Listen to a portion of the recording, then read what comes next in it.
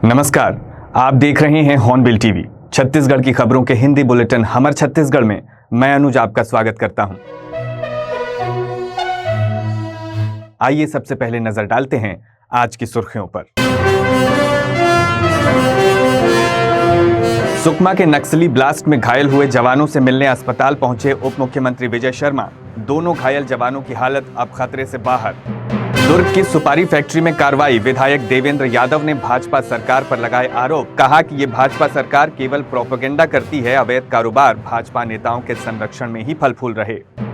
छत्तीसगढ़ आंगनबाड़ी कार्यकर्ता संघ की अध्यक्ष ने राजेंद्र नगर सेक्टर की सुपरवाइजर रानू जाजोदिया पर लगाए गंभीर आरोप। कहा दुर्व्यवहार और मानसिक प्रताड़ना देती है सुपरवाइजर।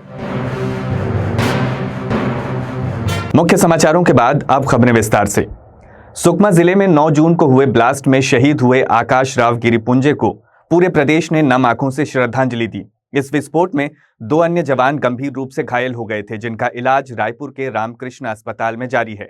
मंगलवार को छत्तीसगढ़ के उप मुख्यमंत्री विजय शर्मा अस्पताल पहुंचे और घायल जवानों का हालचाल जाना। डिप्टी सीएम विजय शर्मा ने घायल जवानों की स्थिति की जानकारी लेते हुए डॉक्टरों से बातचीत की। मीडिया से चर्चा करते हुए उन्होंने बताया कि ब्लास्ट में घायल जवानों की हालत अब स्थिर है और वे खतरे से बाहर हैं। उन्होंने कहा आकाश राव के साथ एसडीओपी और टीआई भी मौके पर मौजूद थे।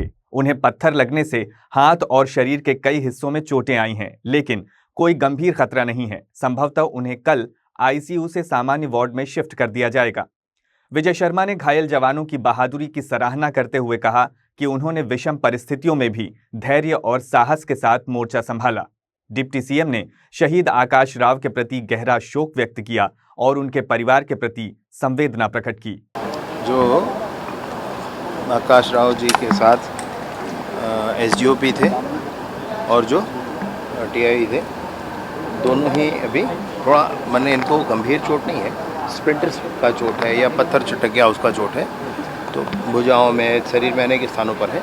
एकदम खतरे से बाहर है, उसमें कोई दिक्कत नहीं है। ट्रीटमेंट थोड़ा चल रहा है, कल रूम में भी शिफ्ट हो जाएंगे आईसीयू से, तो ऐसा कोई डेंजर नहीं है। ये ठीक है, ईश्वर की दया है। लेकिन ये सब दुख में है, दुख है इनको। वो जो एडिशनल एसपी साहब के साथ हो गया उसका दुख है और मन में बड़ा भाव भी है कि बहुत बहादुरी से वो काम कर रहे थे, बहुत बहादुरी से काम कर रहे हैं। जांच होगी, इससे सीख भी होनी है, इससे एसओपी में चेंज भी आने हैं, सब कुछ होगा। और जो कुछ भी स्थिति है हर पक्ष में जांच करेंगे। मेरा एकदम इसमें आग्रह और निवेदन है कि ये कोई बयान ये वो का विषय नहीं है। एकदम जवान स्वस्थ हैं, अभी एसडीओपी साहब स्वस्थ हैं, हमारे टीआई साहब स्वस्थ हैं, हमारे एडिशनल एसपी साहब शहीद हुए हैं। परिवार को ईश्वर संबल प्रदान करें। उनका जो संकल्प था लाल आतंक के समापन का, उसके पीछे हम सब मिलकर काम करें। दुर्ग जिले के कोनारी गांव में फूड एवं ड्रग डिपार्टमेंट की टीम ने अवैध रूप से संचालित सुपारी फैक्ट्री पर बड़ी कार्रवाई की है। विभाग ने इस फैक्ट्री पर 2 बार छापा मारकर करीब 1.5 करोड़ रुपए से अधिक की सुपारी, इलायची और फैक्ट्री में लगी मशीनें जब्त की हैं। कार्रवाई के बाद अब इस अवैध फैक्ट्री को सील कर दिया गया है। जानकारी के अनुसार ये फैक्ट्री कई वर्षों से कोनारी गांव के घने वृक्षों और झाड़ियों की आड़ में संचालित की जा रही थी, जिससे स्थानीय लोगों को भी इसकी भनक नहीं लग रही थी।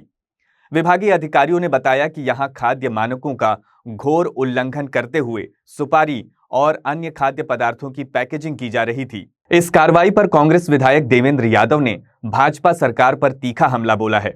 उन्होंने कहा है कि ये सरकार केवल प्रोपेगेंडा करती है, जबकि अवैध कारोबार भाजपा नेताओं के संरक्षण में ही फल फूल रहे हैं। उन्होंने आरोप लगाया कि भाजपा सरकार में कोई निर्णायक नेतृत्व नहीं है। मंत्री और मुख्यमंत्री एक दूसरे की कुर्सी खींचने में लगे हैं। बीजेपी प्रोपेगेंडा की सरकार है। जितने अवैध काम छत्तीसगढ़ में चल रहे हैं वो सारे बीजेपी के सरकार के नेताओं के संरक्षण में, प्रशासन के संरक्षण में चल रहे हैं। लेकिन वो केवल और केवल गुमराह करने की कोशिश कर रही है। छत्तीसगढ़ की शांति व्यवस्था और यहाँ की प्रशासनिक व्यवस्था पर जो उचित कार्यवाही होनी चाहिए, काम होने चाहिए, उसको करने में सक्षम नहीं है। मुझे तो लगता है पूरी सरकार फेलियर है। इसमें डिसीजन मेकर कोई है नहीं। एक दूसरे की कुर्सी खींचने का काम केवल भारतीय जनता पार्टी के मंत्री, मुख्यमंत्री कर रहे हैं। किसी की चल नहीं रही है। पता नहीं ये सरकार कौन चला रहा है, कहाँ से चला रहा है कि जनता की बात और भावना उन तक पहुँच नहीं पा रही है। अवैध काम, अवैध शराब बेचना, अवैध गुटखा बनाना, अवैध रेत खनन करना, अवैध कोयला खनन करना, ये पूरी सरकारी अवैध कामों से चल रही है, मुझे ये दिखता है। बिलासपुर जिले में एक बार फिर आंगनबाड़ी कार्यकर्ताओं और सुपरवाइजर के बीच का विवाद सुर्खियों में आ गया है। छत्तीसगढ़ आंगनबाड़ी कार्यकर्ता संघ की अध्यक्ष गीतांजलि पांडे ने राजेंद्र नगर सेक्टर की सुपरवाइजर रानू जाजोदिया पर गंभीर आरोप लगाए हैं। गीतांजलि का कहना है कि सुपरवाइजर कार्यकर्ताओं को लगातार मानसिक रूप से प्रताड़ित करती हैं, जिसकी वजह से कार्यकर्ताओं में भारी आक्रोश है। गीतांजलि पांडे ने मीडिया को जानकारी देते हुए बताया कि सुपरवाइजर द्वारा कार्यकर्ताओं से दुर्व्यवहार किया जाता है। एक मार्मिक घटना का जिक्र करते हुए गीतांजलि ने बताया कि एक महिला कार्यकर्ता की मां आईसीयू में भर्ती थीं, लेकिन सुपरवाइजर ने छुट्टी देने से मना कर दिया, जिससे समय पर अस्पताल न पहुंच पाने के कारण उसकी मां का निधन हो गया। इतना ही नहीं, गीतांजलि ने बताया कि एक कैंसर पीड़ित कार्यकर्ता से उसकी अंतिम अवस्था तक काम करवाया गया, लेकिन उसे महीनों से मानदेय तक नहीं दिया गया है। ये पूरी व्यवस्था अमानवीय और अन्यायपूर्ण है। उन्होंने ये भी कहा कि वर्षों से एक ही जगह जमी सुपरवाइजरों का तत्काल स्थानांतरण किया जाना चाहिए, ताकि कार्यकर्ताओं को निष्पक्ष माहौल मिल सके और वे मानसिक तनाव से बच सकें। जिलाध्यक्ष भारती मिश्रा ने भी इस मामले को गंभीर बताया और प्रशासन से मांग की कि सुपरवाइजरों के खिलाफ उचित कार्रवाई और जांच की जाए। उनका कहना है कि यदि समय रहते समाधान नहीं निकाला गया तो प्रदेश स्तर पर इसके खिलाफ आंदोलन किया जाएगा। कलेक्टर महोदय के पास मैं ज्ञापन सौंपने आई हूँ कि जितनी भी सुपरवाइजर आज से जो 10 से 12 साल तक यहीं पर स्थित हैं, उनको उनका ट्रांसफ़र किया जाए। वैसे भी ट्रांसफ़र का नियम है 3 या 5 साल में करना चाहिए, और एक ही जगह में कोई भी सुपरवाइजर रह के अपना शासन चलाती है, और उससे हम लोग ज़मीनी स्तरीय कार्यकर्ता लोग को बहुत दिक्कत होती है। इसी वजह से हम लोग कलेक्टर महोदय को ज्ञापन सौंपने आए हैं। मुझे ये समस्या है कि मेरी sector supervisor Ranu Jajodia madam मतलब कि हमेशा शुरू से ही 2019 से आज तक 2025 तक एक ही सेक्टर में है, और बहुत ही ज़्यादा मतलब कि बात बात में नोटिस देना और प्रताड़ित करना, इस प्रकार की समस्याओं को लेकर मैं महिला बाल विकास में अपने परियोजना अधिकारी मैडम को दे चुकी हूं, परंतु समस्या का समाधान नहीं हुआ है। इसी कारण आज मैं अपनी समस्या को रखने के लिए कलेक्टर महोदय के पास में जनदर्शन में परियोजना अध्यक्ष होने के नाते समय पर अपनी आंगनबाड़ी कार्यकर्ता सहायिकाओं की समस्याओं को अवगत कराती हूँ विभाग को, जिस कारण से मतलब कि मैडम को पता नहीं क्या जो भी बात होगा तो मुझे ही प्रताड़ित किया जाता है, और बहुत सारी पूरी सेक्टर की लड़कियों को भी प्रताड़ित करती हैं, कुछ लड़कियों को छोड़कर। छत्तीसगढ़ में ईसाई समाज पर हो रहे हमलों और जबरन धर्मांतरण के आरोपों के विरोध में रविवार को भारत मुक्ति मोर्चा और क्रिश्चियन मोर्चा के बैनर तले बड़ा प्रदर्शन किया गया। ये प्रदर्शन प्रदेश के सभी 33 जिलों में ज्ञापन सौंपने की राज्यव्यापी मुहिम का हिस्सा था। बिलासपुर के अंबेडकर चौक में बड़ी संख्या में ईसाई समाज के साथ अन्य धर्मों के लोगों ने एकजुट होकर शांतिपूर्ण प्रदर्शन किया। प्रदर्शनकारियों का कहना था कि बार बार ईसाई समाज को धर्मांतरण के नाम पर बदनाम किया जा रहा है, जबकि संविधान में हर नागरिक को अपनी पसंद के धर्म को मानने और अपनाने का अधिकार है। उन्होंने कहा कि पूजा पाठ और सेवा कार्य को धर्मांतरण का नाम देकर चर्चों में तोड़फोड़ और मारपीट कर भय का माहौल बनाया जा रहा है, जो संविधान और लोकतंत्र के खिलाफ है। समाज के लोगों ने ये भी स्पष्ट किया कि यदि कोई व्यक्ति स्वेच्छा से धर्म बदलता है तो वो पूरी वैधानिक प्रक्रिया जैसे कलेक्टर की अनुमति का पालन करता है।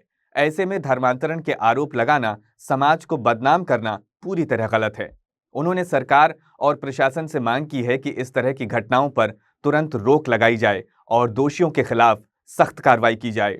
हम लोग क्रिश्चियन समुदाय से हैं, राष्ट्रीय क्रिश्चियन मोर्चा के तत्वाधान में, और भारत मुक्ति मोर्चा जो रजिस्टर्ड है उनके तत्वाधान में, उनके घटक दल के होते हुए हम लोग जो भारत में क्रिश्चियन समुदाय के ऊपर, ईसाई समुदाय के ऊपर जो तोड़-फोड़ हमला, उनके चर्चेस में घुसकर मारपीट किया जा रहा है, झूठे आरोप लगाए जा रहे हैं, झूठे धर्मांतरण के आरोप में लोगों को सताया जा रहा है, जो हमला किया जा रहा है, उनके विरोध में, उनके अत्याचार के विरोध में संविधान में जो हमें मौलिक अधिकार दिया है उनका हनन किया जा रहा है। उनके विरोध में आज हमने संयुक्त रूप से ईसाई समुदाय के द्वारा कलेक्टर साहब को ज्ञापन देने के लिए आज हम लोग यहाँ एकत्र हुए।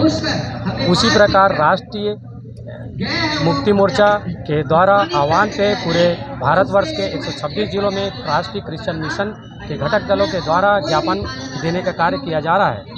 उसी कड़ी में बिलासपुर में हमारे पदाधिकारियों और समुदाय के लोगों के द्वारा यह कार्यक्रम आयोजित किया गया। ये ईसाई समाज पे लगातार धर्मांतरण का आरोप लग रहा है। जैसा कि लोगों के द्वारा धर्मांतरण का आरोप लगाया जाता है, सबसे पहले मैं उन्हें बताना चाहता हूँ धर्मांतरण होता कैसे है। धर्मांतरण जब किसी व्यक्ति को धर्मांतरण वह व्यक्ति करता है जब धर्मांतरण के लिए एक धर्म से वह दूसरे धर्म में विधिवत रूप से कलेक्टर की परमिशन के द्वारा अपने मूल धर्म को छोड़कर दूसरे धर्म को अपनाता है तो वह धर्मांतरण कराता है। हमारे संविधान के संविधान के अनुच्छेद 25 में यह स्पष्ट प्रावधान दिया है 25 से 28 में कि कोई भी व्यक्ति किसी भी धर्म को मानने के लिए स्वतंत्र है। वह किसी भी आस्था, किसी भी पूजा पाठ, किसी की भी उपासना कर सकता है और कोई व्यक्ति अगर ईश्वर को नहीं भी मानता है तो उनके लिए भी यह स्वतंत्रता है कि वह स्पष्ट रूप से जा सकते। कौन कौन समाज के लोग इसमें शामिल थे? हमारे साथ क्रिश्चियन समुदाय के साथ बौद्ध समाज के लोग हैं और ST SC OBC महासंघ के प्रांतीय अध्यक्ष सुरेश दिवाकर जी, उनके पूरे संगठन का समर्थन प्राप्त है।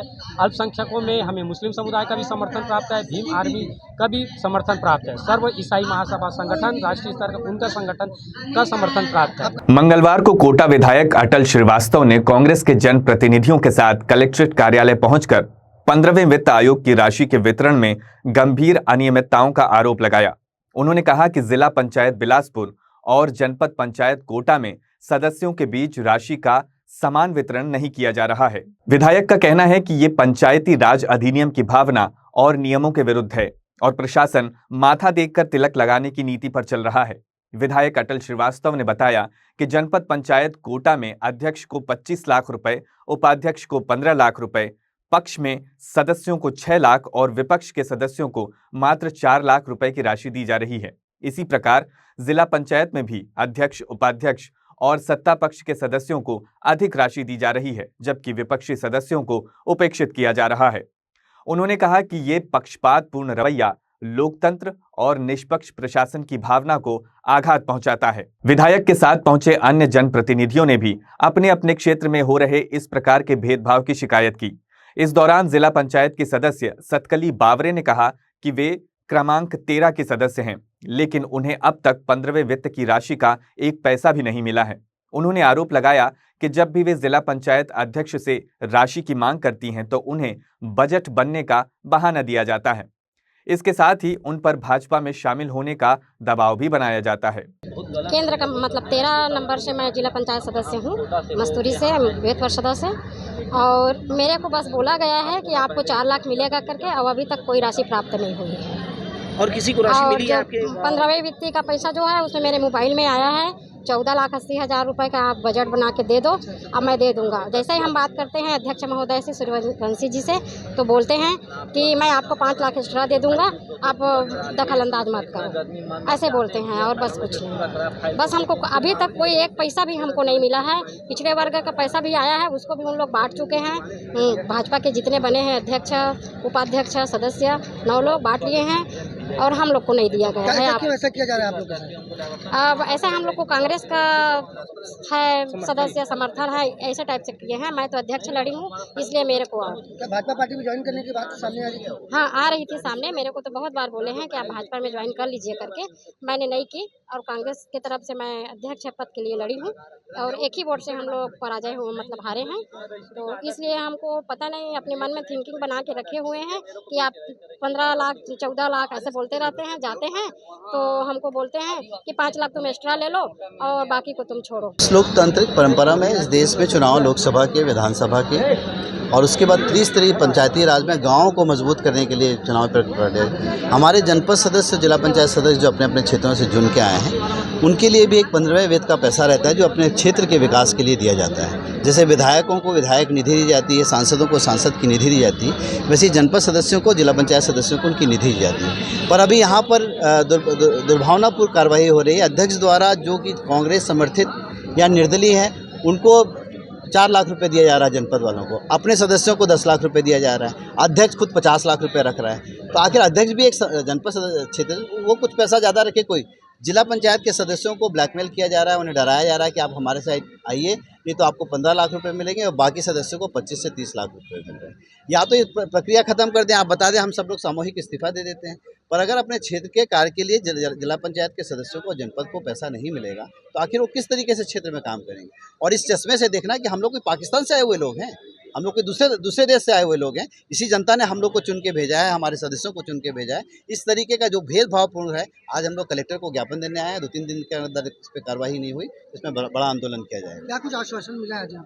ज्ञापन लेने के लिए चूंकि कलेक्टर साहब बाहर ट्रेनिंग में गए हुए हैं, जिला पंचायत के सीओ भी बाहर गए हुए हैं, इसलिए एडिशनल कलेक्टर ने ज्ञापन लिया है। 2-3 दिन हम लोग इंतजार करेंगे। एक दूसरा मुद्दा और है, कोटा विधानसभा क्षेत्र के रतनपुर तहसील में ग्राम घासीपुर में 27 लोगों को जिनके पास खानदानी ज़मीन थी, पिछले 30, 40, 50 सालों से नंबरी ज़मीन जिसको रजिस्ट्री करके उन्होंने प्राप्त किया था, उनको उसको एक आदेश पर उनको बेदखल कर दिया गया। ना उन्हें कोई नोटिस दिया है। उसमें 17 परिवार आदिवासी परिवार हैं, उसमें से 6 परिवार पिछड़े वर्ग के हैं, 2 परिवार सामान्य हैं। उनके पास रजिस्ट्री है, B1 है, P2 है, इतने दिनों का रिकॉर्ड है, इतने दिनों का कब्जा है, और अचानक एक शासन के आदेश पर उनको ये कहा जाता है कि ज़मीन आपकी नहीं है, ये शासकीय भूमि है।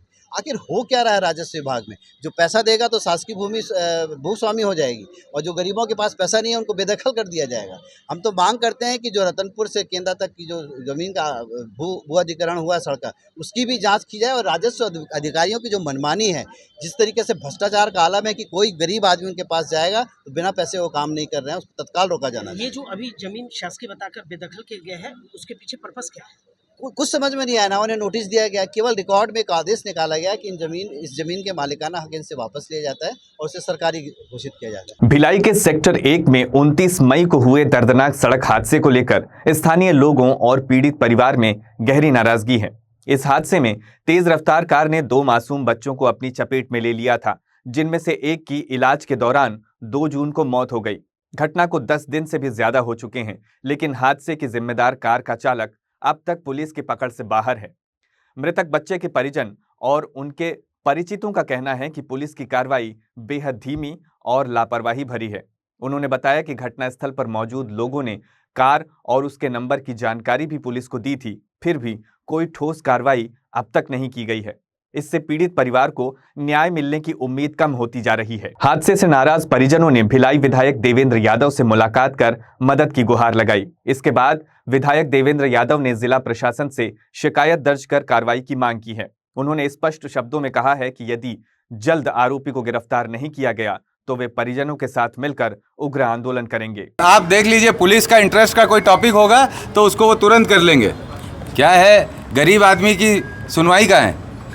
आज इनके लिए कोई बोलने वाला नहीं है, लड़ने वाला नहीं है, इसलिए इनकी कोई सुनवाई नहीं है। ठोकरे खा रहे हैं, धक्के खा रहे हैं थाने के, और इसके बाद वहाँ के पता नहीं पुलिस के लोगों का क्या बिहेवियर है। परिवार को, बच्चे को डांट रहे हैं, बोल रहे हैं कि हम डग्गे में बैठा के तुमको भी जेल में डाल देंगे। तो इस तरीके के रवैये के थोड़े ना सहन करेंगे हम लोग, बिल्कुल नहीं सहन करेंगे। इसलिए हमने पूरी तरह से प्रशासन को साफ किया कि आप मुजरिम को सामने लाओ। अगर आप मुजरिम को सामने नहीं ला सकते तो हम आपके खिलाफ आंदोलन करेंगे। जिस स्तर पे जाना पड़ेगा उस स्तर पर एकजुट होकर आंदोलन करेंगे, लेकिन उस बच्ची को न्याय दिलाने की जिम्मेदारी हम सबकी है और हम उस बच्ची को न्याय दिला कर रहेंगे। सुबह 29 मई के समय इनका कांड हुआ है। बच्चे यानी दोनों बच्चे थे, ये छोटा जो लड़का है, भाई बहन दोनों साइकिल से थे। अगर बताइए सर, अगर इतने बड़ी प्रशासन है, पुलिस के पास क्या अधिकार नहीं है? सीसी कैमरा अगर सेक्टर 1 से लेके सेक्टर 2 तक सभी के घरों में BSP में ऐसा है, सीसी कैमरा लगा हुआ है, चौक में भी लगा हुआ है। क्या प्रशासन के पास अधिकार नहीं है घर में जाके उनका देख के सीसी कैमरा चेक करे, पता करे करके? किसी भी गाड़ी को ला के खड़ा कर दे रहे हैं, इनको परिवार को धमकाया जा रहा है कि आप देखो यही गाड़ी है।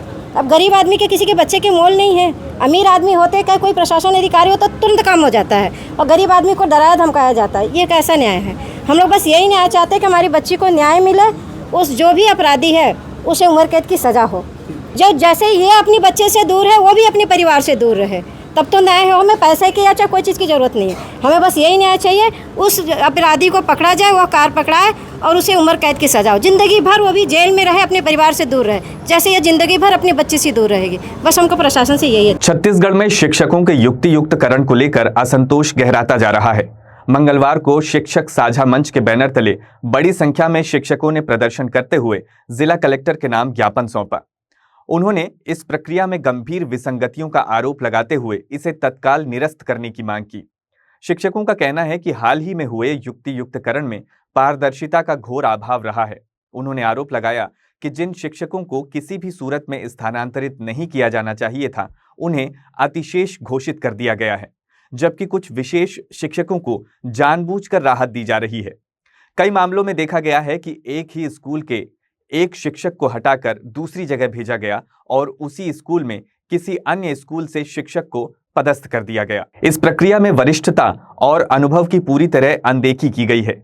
शिक्षक नेताओं का कहना है कि स्कूलों में दर्ज छात्र संख्या के आंकड़े भी गलत तरीके से प्रस्तुत किए गए हैं, जिसके आधार पर अतिशेष की सूची बनाई गई है।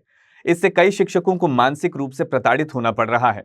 शिक्षक साझा मंच ने यह भी मांग रखी है कि युक्ति युक्तकरण की प्रक्रिया 2008 के सेटअप के अनुसार की जाए, जिससे न्यायपूर्ण और संतुलित स्थानांतरण सुनिश्चित हो सके। मंच ने चेतावनी दी है कि यदि सरकार और प्रशासन इस मुद्दे को गंभीरता से नहीं लेते हैं तो प्रदेश भर के शिक्षक आंदोलन के लिए बाध्य हो जाएंगे। देखिए, हम लोग की जो है सिर्फ एक ही मांग है कि जो युक्तिकरण हुआ है 2008 के सेटअप के अनुसार होना चाहिए, लेकिन पूरे प्रदेश में एक प्रकार देखा जाए तो पूरा दादागिरी की तरह ये हुआ है। रात में 12 बजे सूची निकाली जाती है और सवेरे काउंसलिंग कर दिया जाता है, और जो सूची के आधार पर सबका युक्तिकरण किया जा रहा है, कहीं 400, कहीं 300, कहीं 200, उस पर किसी अधिकारी के हस्ताक्षर नहीं है। और यही स्थिति पूरे प्रदेश भर की है। उसी को लेकर हम लोगों ने एक साझा मंच बनाया है, जिसमें हम लोग लगातार जो है इसका विरोध कर रहे हैं। आने वाले समय में आज पूरे 33 जिलों में हम लोग जो है कलेक्टर को ज्ञापन दे रहे हैं, और 13 तारीख को हम लोग पूरे संभाग में, पूरे 5 संभाग में ज्ञापन देंगे। उसके बाद भी अगर हमारी बातों को नहीं सुनी जाएगी, 2008 के सेटअप के अनुसार अगर हमारी मांग को अगर जो है युक्तिकरण नहीं किया जाएगा, तो हम लोग जो है 16 तारीख से साला बहिष्कार करेंगे। मतलब हाई कोर्ट की शरण में भी गए बहुत सारे हमारे साथी जो हैं, क्योंकि सूची में किसी अधिकारी का साइन ही नहीं है, तो वो जो है कोर्ट में जाने के बाद वो भी बहुत सारी दिक्कतें आ रही, क्योंकि इन्होंने लीपापोती का काम किया है और पूरा दादागिरी की तरह जो है सरकार चलाया जा रहा है। आपको जो हमको सूची निकाला गया उसमें किसी का साइन नहीं है, तो कोर्ट बोलेगा ये कैसा, और उसी सूची के आधार पर 400, 600, 800 लोग को युक्तिकरण से निकाला जा रहा है, दूर दूर भेजा जा रहा है। जहाँ पे शिक्षक हैं उनको वहाँ से हटाया गया, वहीं फिर शिक्षक ला के डाल दिया जा रहा है। जूनियर को सीनियर बनाया जा रहा है, सीनियर को जूनियर बनाया जा रहा है। प्रदेश में युक्तिकरण हुआ है, उसमें आज हम बिलासपुर के युक्तिकरण में विसंगतियों को लेकर यहाँ माननीय कलेक्टर महोदय को ज्ञापन देने आए हैं। युक्तिकरण 2008 के सेटअप के आधार पर हो, इसमें हमको कोई परहेज नहीं, लेकिन बिलासपुर में जो युक्तिकरण हुआ है वो भाई भतीजावाद, अफसरशाही और पूरे ब्लॉक शिक्षा अधिकारियों के द्वारा गड़बड़ी की गई है, क्योंकि ब्लॉक शिक्षा अधिकारियों के ऊपर दारोमदार था कि वो सूची सही बनाते। उन्होंने जब सूची बनाया है तो ऐसी सूची बनाई, ऐसा सूची चस्पा किया बीओ और डीओ कार्यालय से कि सूची में अतिशय शिक्षकों के नाम तो है, लेकिन हस्ताक्षर कोई भी अधिकारी का नहीं है। सबसे बड़ी बात, ये प्रशासनिक अधिकारी डरते हैं और इसीलिए उन्होंने हस्ताक्षर नहीं किया और हमारे शिक्षकों को परेशान किया। दूसरी बात कि प्रत्येक ब्लॉक में ऐसे विद्यालय है जहाँ से शिक्षक को अतिशेष कर वहाँ से हटाया गया और उसी स्कूल में दूसरे शिक्षक को लाया गया। कैसे संभव है? एक और विशेष बात है कि जूनियर शिक्षक को सीनियर बना दिया गया बचाने के लिए, और सीनियर शिक्षक को जूनियर बनाकर दुरस्त फेंक दिया गया। ये लेन देन का मामला ही प्रतीत होता है। इसलिए हम चाहते हैं कि पूरे विकास खंड के 4 विकास खंडों में जांच समिति बने और जो अभी तक विसंगतिपूर्ण, दोषपूर्ण युक्तिकरण प्रक्रिया संपादित किया गया है उसको रद्द किया जाए, निरस्त किया जाए, और तत्पश्चात सेटअप 2008 के आधार पर यह युक्तिकरण करें। ज़्यादा संख्या से कम संख्या में शिक्षक जाएं, हम भी चाहते हैं, लेकिन सेटअप के आधार पर जाएं और मनमाने तरीके से जो अतिशेष घोषित किया गया है उस अतिशेष घोषित करने पर रोक लगे, ये हमारी मांग है। आज के अंक में बस इतना ही। छत्तीसगढ़ की ताज़ा तरीन खबरों से अपडेट रहने के लिए देखते रहिए हॉर्नबिल टीवी।